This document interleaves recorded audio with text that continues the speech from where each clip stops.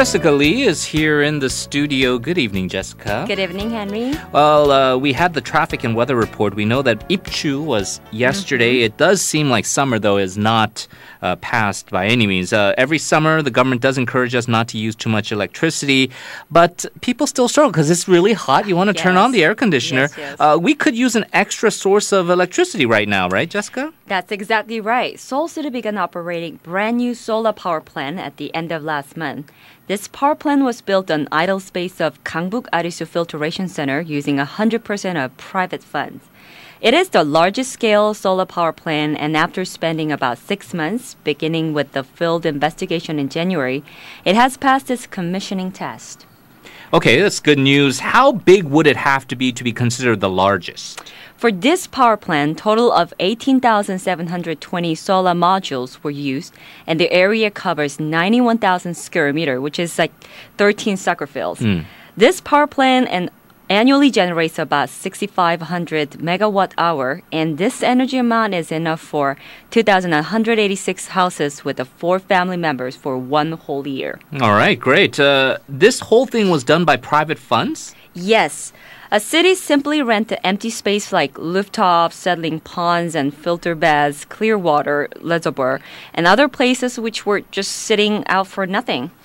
OCI, one of the world leading manufacturer of polysilicon, another company called Hana Kyuseo Korea, funded a 14 billion won for the entire construction, causing not a single dime for Seoul City. And what about the future plans? I mean, what would be the advantages for both sides, and how would these companies get their money back from this investment? First, City will pay 140 million won per year, expecting 2.8 billion won for next 20 years. OCI and Hana will supply generated electricity to KEPCO, which is Korean Electric Power Company, eventually paying off their investment and more. This plan may be the largest one so far, but it's not the first one.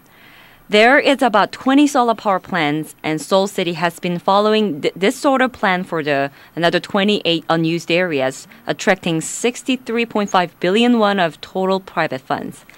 City hopes to generate a total 27,000 watt by the end of 2014. By doing so, the city expects to accumulate 11.5 billion won of a lease profit for the next 2 decades and make a steady foundation for city's self-reliant supply of electricity. All right, good news certainly there.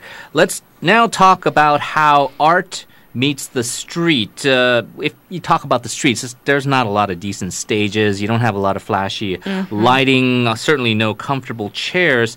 Yet it is becoming a new artistic space. Yeah, I guess it will let the performers to be less bound to formation and be more creative.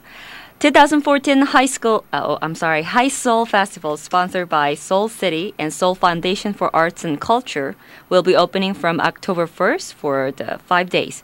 Along the famed Gwanghwamun Square, Seoul Plaza, and Cheonggye Plaza, and the downtown of the Seoul. High Seoul Festival, now marked in 10 years, is well known as an annual performing arts festival and taking place in busy streets throughout the Seoul. This year, the festival organization has been newly arranged, and they are busy preparing the event to involve more citizens and make best possible. This year's festival is organized solely by civilian experts for the first time. Right, and so they're trying to attract people to help make this festival successful. What plans do they have on that, Len?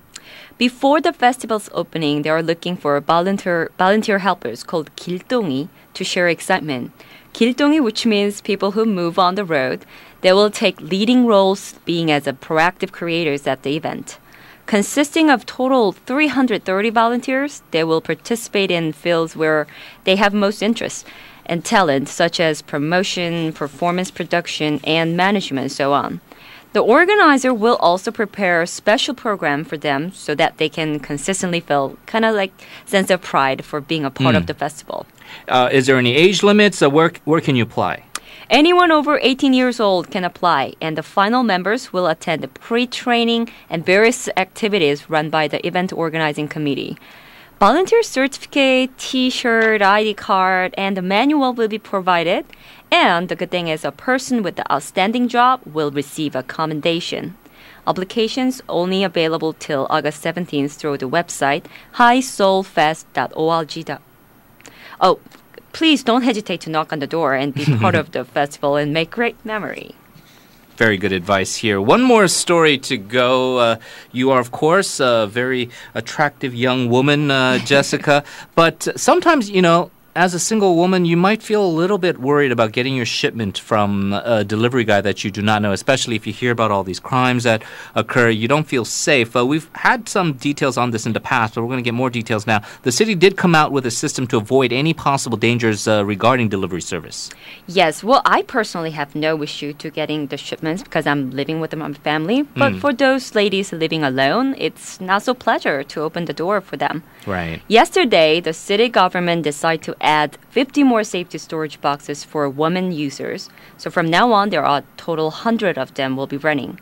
With this convenience, women who are supposed to get their package don't have to face a strange delivery man, but simply pick them up from the unmanned public storage located near your home. Single women who are living alone and working couples are their frequent customers. Right. Where exactly are these safety boxes located? And I suppose one important question is are there any fees for usage? The boxes are additionally installed at the area with the more population of women residents.